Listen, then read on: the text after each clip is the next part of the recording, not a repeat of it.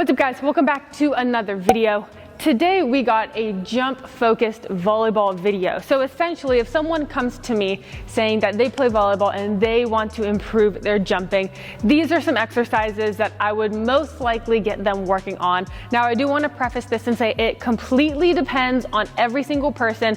So many different factors. These are just some exercises, some jump exercises as well, some plyometrics that I would consider starting with. So hopefully you enjoy this video. If you do, please give it a thumbs up. Please subscribe to the channel. We post new videos every Tuesdays and Thursdays, so make sure you're subscribed to catch all of them. Hope you enjoy.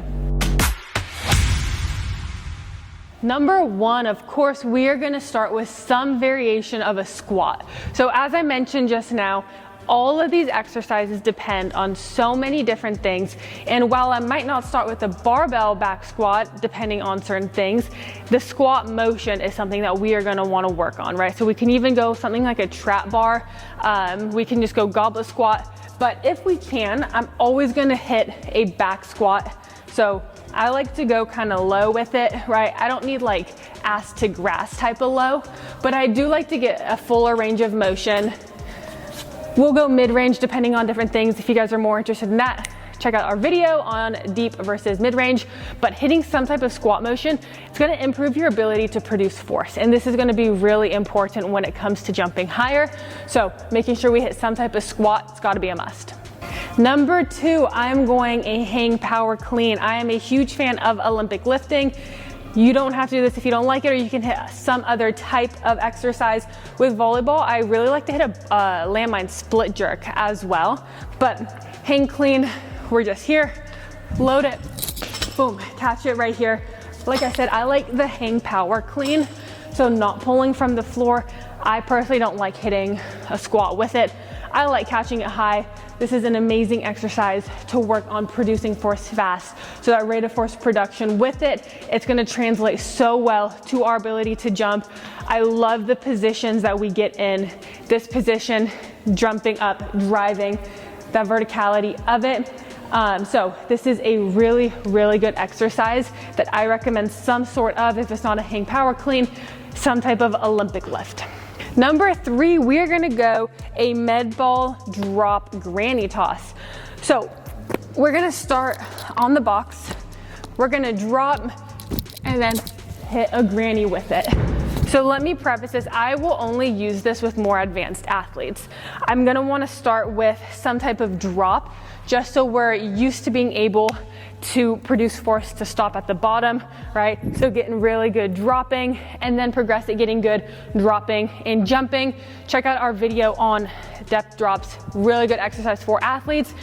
And then separately, I might hit a granny toss, right? So here and just launch it straight up. Obviously way better than my half-ass demonstration, but I will work on these things. And then when they get really good, I love this exercise to combine it because it works on being able to produce enough force at the bottom and utilizing that to help shoot that med ball up. It's not one of those exercises that really uses the stretch shortening cycle because you will get caught on the ground for a little bit of time, right? Especially if we're loading it, then it's gonna increase the force at the bottom that we're gonna have to overcome. So it's not one of these elastic, really high power, high speed, sorry, not high power, but really high speed jumping or plyometric exercises, but it's more for being able to lengthen with higher forces at the bottom, being strong there, and then overcoming. So when you add this with other things, all of them together will produce the result you want. Number four, we are going one of my personal favorite exercises, double leg alternating box jumps. So I think this is a fantastic exercise to teach reactivity off the ground and also coordination and rhythm. I think so many people overlook the importance of coordination and rhythm for all things athleticism, right? Sprinting and jumping, sports in general require so much coordination and athleticism. So hitting an exercise like this, which I'll show you in a second, is a great way to work on these abilities as well as working on, like I said, that reactive strength, that jumping. So we're gonna start here, we're gonna go up and we're just gonna pop. Just like that. We're gonna try to not get caught on the ground. Start low. When that looks good, you can go up. I do really want to get across the message that I want this to look effortless. I want it to look really easy, and I want it to look like you're just floating. I don't want it to look like it's difficult. I don't want you getting out of balance when you go.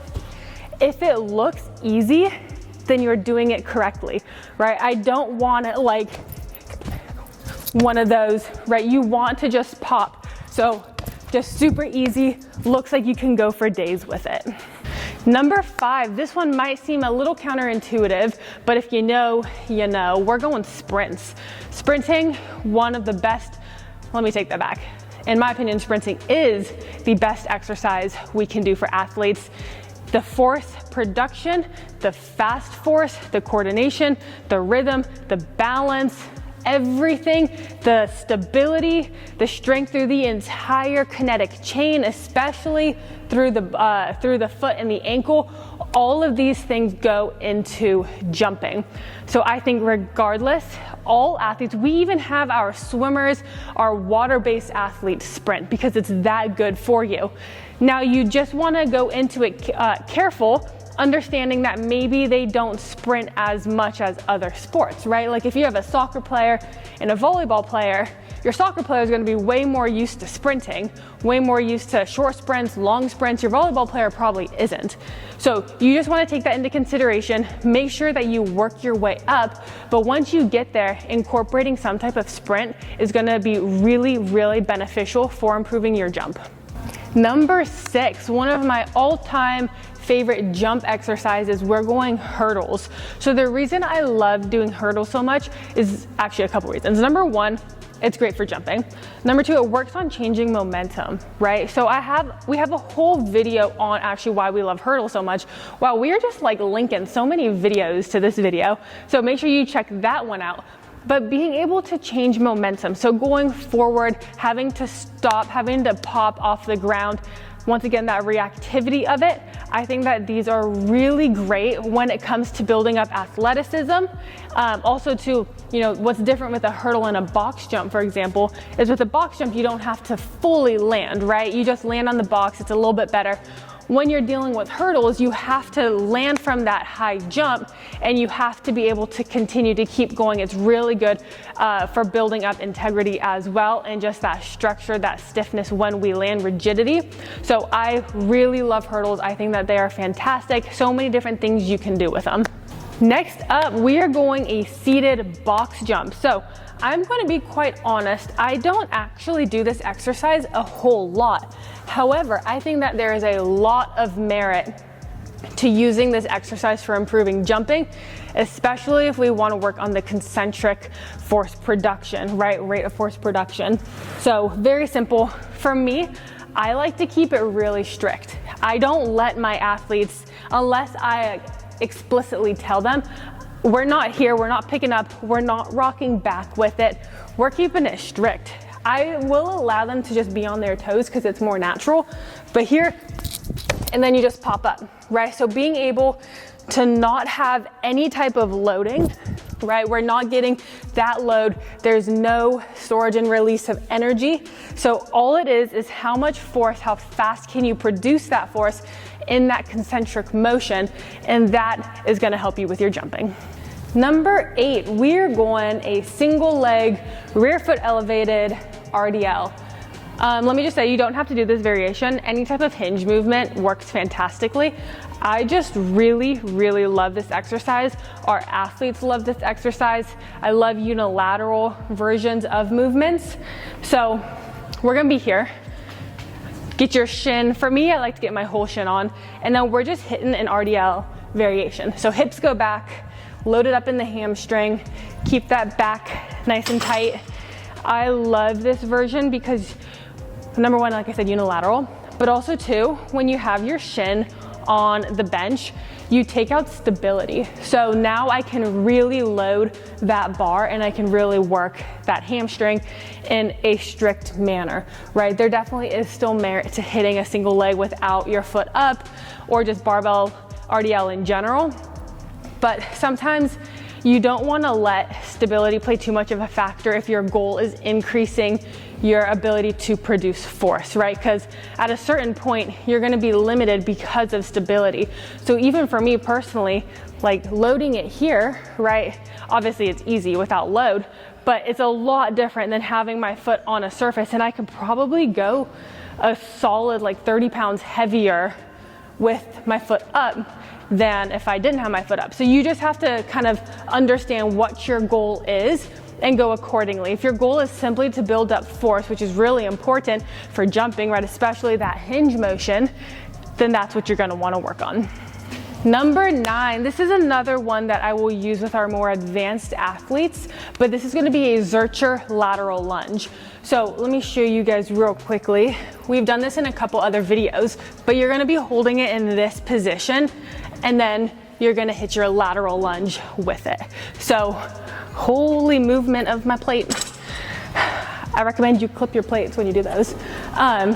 This variation I really love because it works on that posture and trunk control. I think it's also great. I personally, without like getting scientific, just from a straight, just like anecdotal, I just really like how I can kind of sit in more with it. And I've noticed that with our athletes, they can kind of get better positioning.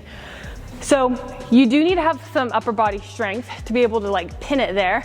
But I do really like this exercise, as I kind of mentioned before I got on my tangent. It's really good for posture, right? So being here and being strong, that trunk control, and that is a huge element to jumping. You can also start with just a regular lateral lunge, goblet lateral lunge, so many variations. But if you do have the ability to hit a Zercher, I think that that's a really great option. And the other thing here is you want to remember the terms in which you are jumping. So obviously it's position specific, but sometimes you are gonna have to have strength. Actually, let me retract. You're always gonna have to have strength through that frontal plane. But however, a lot of people come in and they're like, well, if I wanna jump higher, why am I hitting frontal plane stuff? And you have to remember, it all works together, right? The body isn't just a two-dimensional thing. So you have to make sure you're training the body every single way. But also too, if we want to look at it from another perspective, sometimes this paints the picture easier for people, is sometimes you're going to have to shuffle into a jump. So you're going to have to be really strong, and you're going to be able to have to produce force to stop your momentum one way and change your momentum. So exercises like this, working on, yes, it's fantastic for just building up your strength, but for people who don't necessarily understand the importance of that, working on this to be able to hit your changes of direction, utilize the change of momentum to your benefit. This is a great exercise. Number 10, actually this is gonna be 10A and 10B. So 2 exercises, you guys get a little bonus dealio. We're going bent knee calf raises. So we don't have a machine that's like too great for this, but I do like to use like a hack squat with it. So the big thing about this, oh, my toe got caught. The big thing about this is, like I said, it's gonna be a bent knee calf raise. So we're gonna get down, this knee is bent, and then from here, we're gonna lift. Holy shaky. So when we go, it honestly kind of depends sometimes. Sometimes I will lift a little bit like this, as long as this knee angle stays relatively the same, and as long as you are working on the calf, then it's fine if you lift a little bit. What I just don't want this, right, where it's coming through more of that knee.